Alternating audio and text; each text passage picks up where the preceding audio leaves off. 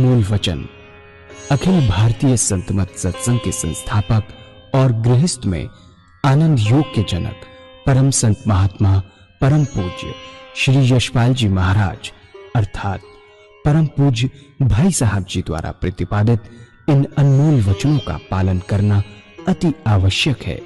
ये वचन हमारी गृहस्थ आध्यात्मिक साधना के लिए मूलभूत सिद्धांत हैं, जो इस प्रकार हैं। हम दुनिया की हर चीज की कीमत आंकते हैं, अपने मानव जीवन की कीमत भी जाने व परमात्मा की प्राप्ति हेतु साधना करें। मनुष्य योनि एक उपहार है, इसीलिए परमात्मा को धन्यवाद देते हुए आधा घंटा प्रातःकाल, आधा घंटा सायंकाल पूजा अवश्य करें। सत्संग, सतनाम व सद्गुरु को प्राथमिकता देते हुए इसी के आधार पर ध्यान योगाभ्यास अवश्य करें व गृहस्थ के कार्यों को परमात्मा का कार्य समझकर उसी की याद में संपन्न करें। हर समय ये ध्यान रहे कि गुरु कृपा द्वारा परमात्मा की पवित्र सत्ता का हमारी आत्मा में वास है, अतः मन में निरंतर अपने इष्ट देव का जाप करें। मान सम्मान की इच्छा ना करें व अपमान से दुखी ना हो। परमात्मा के अतिरिक्त किसी और का भय ना करें। दूसरों की बुराई न करें, न सुने, सत्य व मधुर बोलें, अश्लील शब्द मुंह से ना निकालें, सभी से नम्रतापूर्ण व सुंदर व्यवहार करें। धर्म पत्नी के अतिरिक्त अपने से बड़ी से माता जैसा, बराबर की से बहन जैसा व छोटी से पुत्री जैसा व्यवहार करें। सांसारिक जीवन यापन की आवश्यकताएं अंतहीन है, इसलिए अधिक से अधिक समय सत्संग में व धन परोपकार में खर्च करें। याद रखें, न स्त्री माया है, न धन दौलत, न ही परिवार। माया वह है जो हृदय को परमात्मा से दूर हटा दे। अतः निरंतर सत्संग और सद्गुरु की शरण में रहने का प्रयास करें। भोजन अपने इष्ट को अर्पण कर प्रसाद रूप में परमात्मा की याद में करें। रात्रि में सोने से पहले अच्छे बुरे कार्यों का आत्मनिरीक्षण कर उसका समुचित पश्चाताप करते हुए ध्यान करें व प्रभु की गहरी याद में ही विश्राम करें। परमात्मा तू ही है, तेरी इच्छा पूर्ण हो।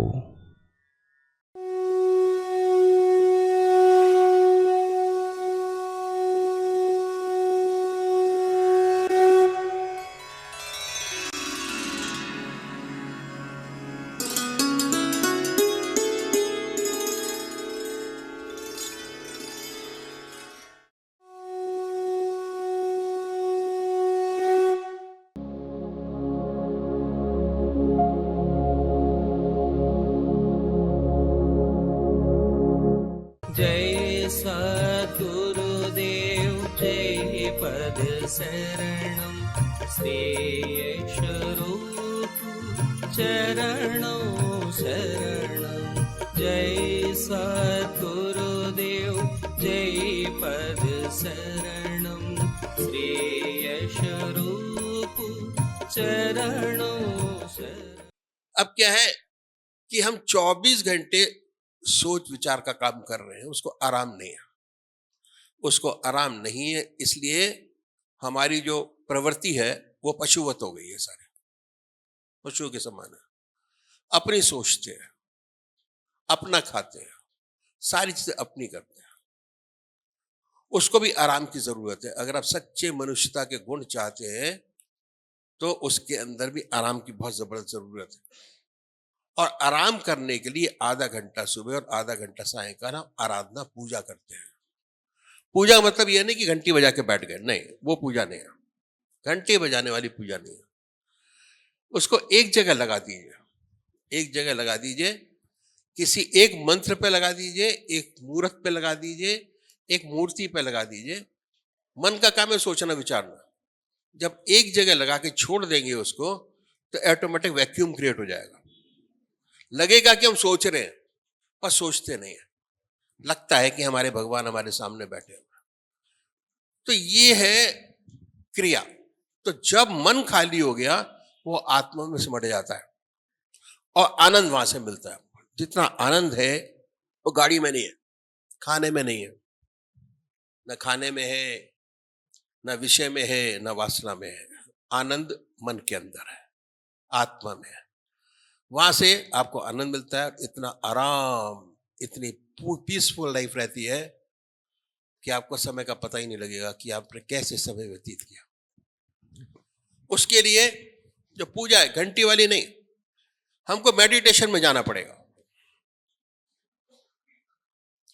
और मेडिटेशन का तरीका जो सबसे सिंपलेस्ट तरीका बताया, जिस परमात्मा की मूर्त को आप मानते हैं, नहीं मानते कोई बात नहीं, छोड़ दीजिए। अपनी हस्ती को जानिए। अपनी हस्ती को बैलेंस करने के लिए आधा घंटा सुबह और आधा घंटा सायंकाल आपको रेस्ट देना पड़ेगा। मन को, शरीर को रेस्ट दे दिया 8 घंटे, मन को अगर आप आधा घंटा सुबह और आधा घंटा सायंकाल 1 घंटा रेस्ट देंगे तो आपको 24 घंटे की एनर्जी आपको प्राप्त होगी। एनर्जी है, it is a type of energy, positive energy, positive विचार। और उसके लिए सबसे बढ़िया तरीका बताया कि बहुत सारे तरीके, एक नहीं, बहुत से साकार रूप मानते हैं, कोई निराकार मानते हैं, और ये बहुत पुराने जमाने से चले आ रहे हैं। अगर आप अपना इतिहास उठाकर देखें तो हम जितने लोग बैठे हैं सब मुनियों और ऋषियों की संतान है सारी, अगर पूरी हिस्ट्री उठा के देखें तो। क्योंकि हमारा देश जो है आध्यात्मिक देश शुरू से रहा है और सब लोगों ने बड़े आराम से साधना की है। अब क्या है, उस पर अगर आपने गीता पढ़ी हो तो भगवान श्री कृष्ण ने 4 विशेष बात बताई। पहली आहार की शुद्धि, दूसरी विहार की शुद्धि, तीसरा अभ्यास और चौथा वैराग। जब तक मन कोमल नहीं होगा तब तक अपने इष्ट की सच्ची प्राप्ति नहीं होगी। जब तक मन आपका आपके इष्ट के चरणों में नहीं लगेगा, मन में आपके शांति नहीं आएगी, मन में आपको आनंद प्राप्त नहीं होगा, तब तक इस रास्ते पे बढ़ नहीं पाएंगे। इसलिए हमारे जितने भी 99% लोग हैं वो एक मंदिर से दूसरे मंदिर, दूसरे मंदिर से तीसरे मंदिर, शांति कहीं नहीं मिलती। क्यों? रास्ता वो शांति का है ही नहीं।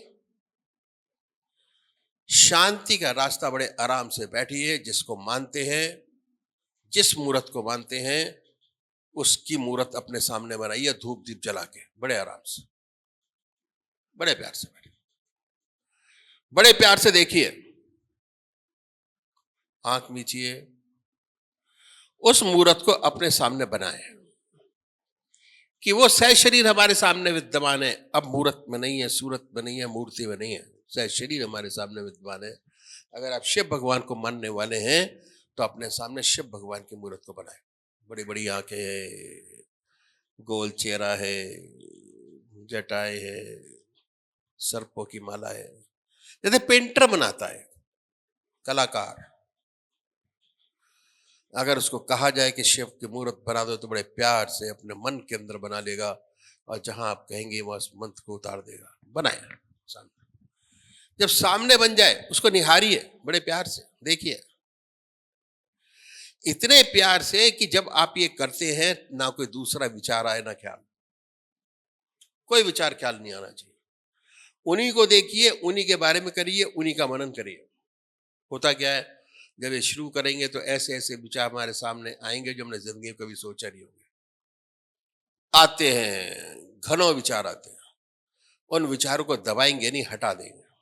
अभ्यास, भगवान श्री कृष्ण ने अभ्यास पर बहुत भारी जोर दिया।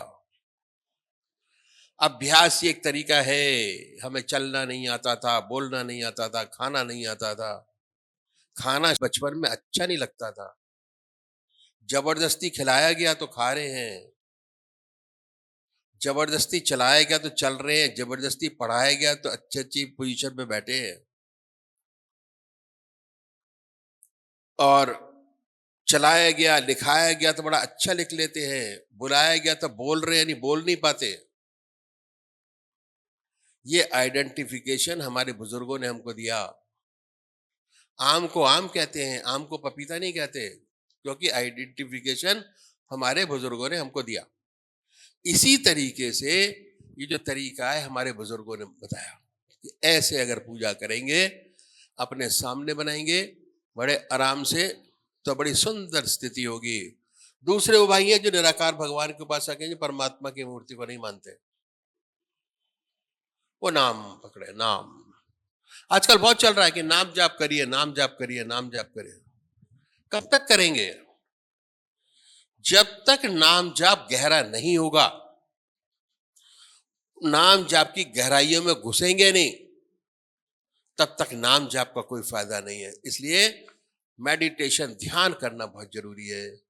अगर आधा घंटा पूजा करते हैं तो 20 मिनट का ध्यान कीजिए, और जब ध्यान अच्छा लग जाए, शुरू में दिक्कत आएगी मगर बहुत सुंदर स्थिति होगी। जब ध्यान लगना शुरू होगा तो उसके बाद जो भी आप धर्म के काम करेंगे उसका आपको लाभ मिलेगा। और अगर नाम जाप या ध्यान आपका शुरू नहीं होता, तब तक और चीजों का विशेष लाभ नहीं है।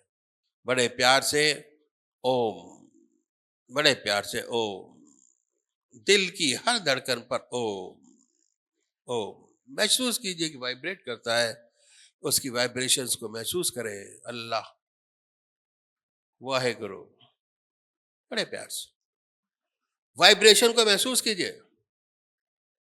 धीरे धीरे उसके अंदर आपको आनंद आना शुरू होगा, और इतना अच्छा आनंद आएगा कि आप रह रह के आपका मन करेगा कि फिर दोबारा वही स्थिति हो। जब तक आपको उसका आनंद नहीं मिलेगा, तब तक आपके साथ दिक्कत है। जिस चीज के अंदर आपके मन को आनंद आना शुरू होता है, वो चीज अपने आप अच्छी लगनी शुरू हो जाती है। और अच्छी कब लगती है? हमारी आत्मा को अच्छी लगती है। वो चीज अच्छी हो या ना हो, वो उस पर डिपेंड करता है। मगर मन शांत होता है, एनर्जी मिलती है, ऐसे ऐसे काम पूरे होते हैं जो जिंदगी में कभी पूरे ना हुए हों। तो अभी एक भजन होगा, और उसके साथ साथ सभी भाई बहन 10 मिनट के लिए ध्यान की कोशिश करेंगे। పరమ పూజ్య గురుదేవులు ఇప్పుడు తెలియజేసింది ఏమిటి అంటే, నిన్న గురువుగారు మరియు గురువుగారితో పాటు వచ్చిన ఇతర సత్సంగ సోదర సోదరి వాళ్ళందరూ కలిపి తిరుపతి వెళ్ళడం జరిగింది. తిరుపతి నుంచి ఈ సత్సంగ కార్యక్రమం ప్రారంభమైంది. తిరుపతి సత్సంగంలో భాగంగా పైన కొండపైకి తిరుమల శ్రీవారి దర్శనంకి వెళ్ళడం జరిగింది. గురుదేవులు ఏమని తెలియజేస్తున్నారు? దర్శనంకి వెళ్ళాం, భగవంతుడిని దర్శించుకోవడానికి వెళ్ళాం, 2 గంటల నుంచున్నాం లైన్లో. కానీ పరమాత్మను చూసింది మాత్రం 2 సెకండ్లే, కేవలం 2 క్షణాలు. ఆ 2 క్షణాలు చూడటం వల్ల ఎంతో ఆనందం కలిగింది, మన ఇష్టదేవి యొక్క జ్ఞాపకం కలిగింది, చాలా సంతోషం ఆనందం కలిగింది. తర్వాత గుడి బయటకు వచ్చేసాం. వచ్చిన తర్వాత మరి మన మనసు యొక్క పరిస్థితి ఏమిటి అనేది ఎవరికి వాళ్ళు ఆలోచించుకున్నట్లయితే, గుడిలోకి ఎలా వెళ్ళామో గుడి బయటకు వచ్చాక కూడా అలాగే ప్రాపంచిక ఆలోచనలతో ఉన్నాం. ఎవరికి వాళ్ళకి బాగా తెలుస్తుంది అది. కనుక గురుదేవులు ఏమని తెలియజేస్తున్నారు? ఆ పరమాత్మ దగ్గర ఉన్నటువంటి ఆ 2 క్షణాలు ఎంత ఆనందం, ఎంత శాంతి ఆనందం కలిగిందో, రోజంతా కూడా అదే ఆనందం కలగాలి అంటే మనకి అందరికీ పెద్దలు మన పూర్వీకులు చెప్పింది ఒకటే, పూజ. గురుదేవులు ఏమని తెలియజేస్తున్నారు? మనందరం పూజ చేస్తాం, శివుడికి అభిషేకం చేస్తాం. ఎంతసేపు అయితే అభిషేకం చేస్తున్నామో అంతసేపు కూడా మన మనస్సు, మన యొక్క దృష్టి అన్నీ ఆ పరమేశ్వరుడిపై ఉంటాయి. అభిషేకం పూర్తయిపోయిన తర్వాత ఎలా అయితే గుళ్ళోకి వెళ్ళామో మరలా అలాగే తిరిగి వస్తాం. అంటే గుళ్ళోకి వెళ్ళకముందు మన మనసులో ఏవైతే ప్రాపంచిక ఆలోచనలు, చింతలు, బాధలు ఉన్నాయో, పూజ, అభిషేకం, దర్శనం అయిపోయాక బయటికి రాగానే మళ్ళీ మన మనసు యొక్క స్థితి పూర్తిగా ప్రపంచంలోకి వెళ్ళిపోతుంది. ఇది ప్రతి ఒక్కళ్ళకి కూడా ఎవరికి వాళ్ళకి అనుభవయోగ్యంగా తెలిసిందే. కనుక భగవంతుడిని పూజించినప్పుడు, ఆ అభిషేకం చేసినప్పుడు, పరమాత్మని దర్శించుకున్నప్పుడు కలిగిన ఆనందం నిరంతరం కొనసాగాలి, నిరంతరం అదే ఆనందంలో ఉండాలి అంటే పూజ అనేది తప్పనిసరి. మనందరికీ కూడా తెలుసు, మనందరం కూడా పూజ చేస్తూ ఉంటాం. గురుదేవులు ఏమని చెప్తున్నారు, మనం ఏదైనా పని చేస్తున్నాము అంటే ముందు ఆ పని గురించి పూర్తిగా 100% తెలుసుకోవాలి. మనం చేసేటువంటి పనికి సంబంధించిన పరిజ్ఞానం మనం పూర్తిగా కలిగి ఉండాలి. అప్పుడే ఆ పని వల్ల మనకి పూర్తిగా 100% లాభం కలుగుతుంది అని చెప్తున్నారు. మనం ఏ పనైనా కానివ్వండి, మీ ప్రాపంచికం తాలూకా పనైనా కానివ్వండి, చదువు కానీ, ఉద్యోగం కానీ, వ్యవసాయం కానీ, వ్యాపారం కానీ, దాని గురించి మీకు పూర్తిగా 100% పరిజ్ఞానం ఉందనుకోండి, బాగా తెలుసు అనుకోండి, దానివల్ల మీకు లాభాలు ఎక్కువ వస్తాయి. ఆ పని వలన మనకు కలిగే లబ్ధి చక్కగా చేకూరుతుంది. లేదు అంటే సమయం వృధా అవుతుంది, ఆ పని వలన జరిగే ఫలితం కూడా ఏమీ ఉండదు అని చెప్తున్నారు గురుదేవులు. ముందు మన గురించి మనం తెలుసుకోవాలి. మనం చేసే పూజ, అభ్యాసం, ధ్యానం ఏదైనా కానివ్వండి, లేదా మనం జీవించే విధానం దేని గురించి అయినా సరే ముందు బాగుగా చక్కగా తెలుసుకుని ఆచరించండి. ఏ విషయాన్నైనా తెలుసుకున్న తర్వాత ఆచరించినట్లయితే దాని యొక్క ఫలితం వేరే విధంగా ఉంటుంది అని చెప్తూ ఉన్నారు గురుదేవులు. ఉదాహరణకి మన శరీరాన్ని తీసుకోండి. మన కళ్ళ ముందు కనిపించేటువంటి పాంచభౌతిక దేహం, అంటే ఏ శరీరంతో అయితే పూజ చేస్తున్నామో గురుదేవులు ముందు ఆ శరీరం గురించి తెలుసుకోమంటున్నారు. పూజ అవన్నీ తర్వాత. చూడండి, కళ్ళు, ముక్కు, చెవులు, నాలుక పరమాత్మ యొక్క సృష్టి. ఈ శరీరంలో ఏ ఒక్క అంగాన్ని కూడా, అంటే ఈ శరీరంలో ఏ ఒక్క పార్ట్ని కూడా వేరే పార్ట్ తోటి పోలిక లేకుండా నిర్మించాడు పరమాత్మ. కళ్ళు ఒకలా ఉంటాయి, చేతులు ఒకలా ఉంటాయి, కాళ్ళు ఒకలా ఉంటాయి, ముఖం ఒకలా ఉంటుంది. అదేవిధంగా ఈ శరీరానికి ధరించే బట్టలు కూడా ఉత్తర భారతదేశం ఒకలా ఉంటుంది, దక్షిణ భారతదేశం ఒకలా ఉంటుంది. ఇతరతర పాశ్చాత్య దేశాలు, అమెరికా అటువైపు దేశాలకు వెళ్తే వాళ్ళు జీవించే జీవన విధానం, కట్టుకునే బట్టలు ఇవన్నీ కూడా రకరకాలుగా ఉంటాయని చెప్తున్నారు గురుదేవులు. ఏది కూడా ఒక్కలా ఉండదు.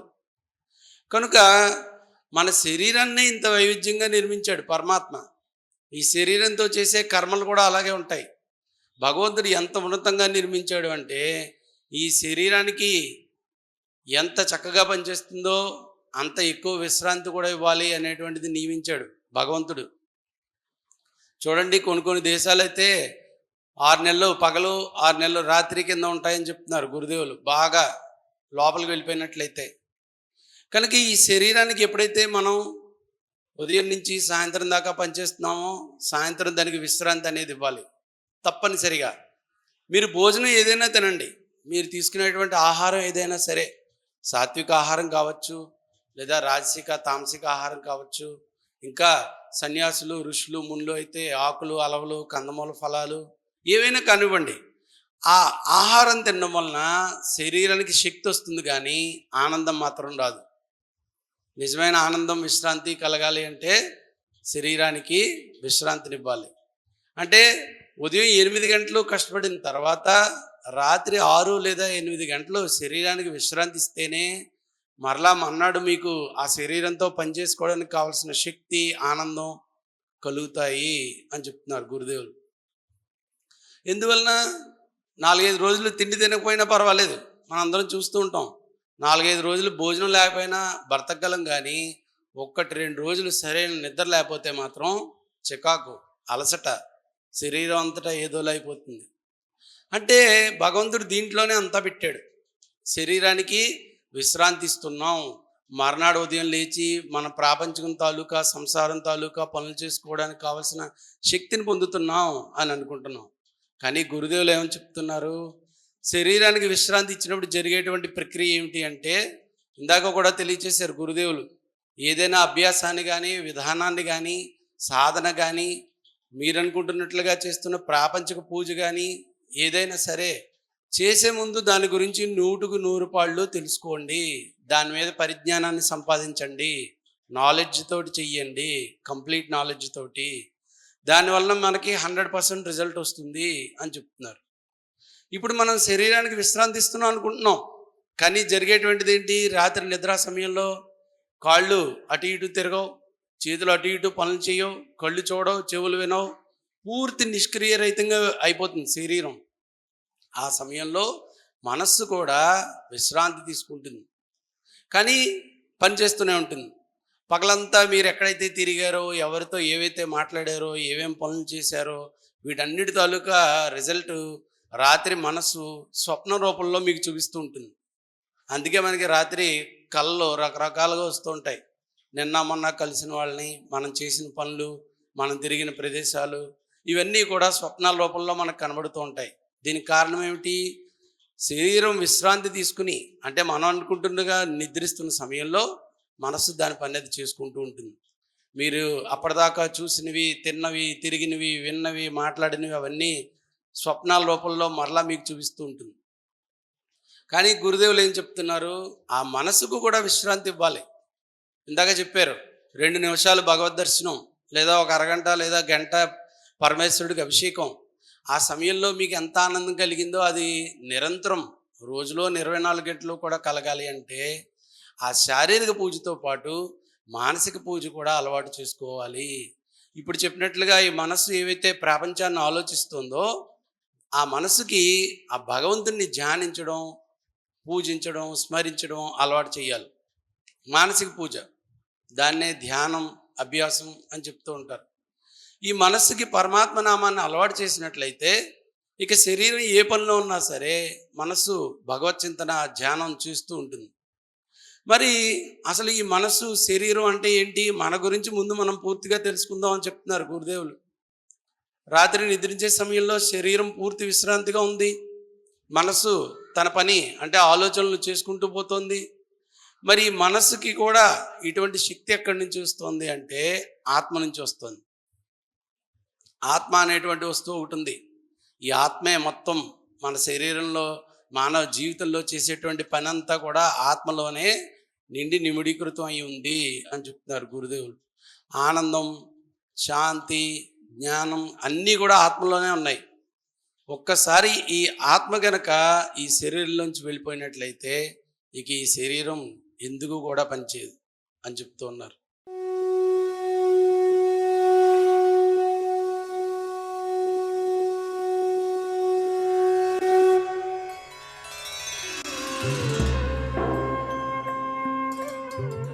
ध्यान योग के कार्यक्रम आनंद योग से निशुल्क जुड़ने के लिए संपर्क करें 9810239677।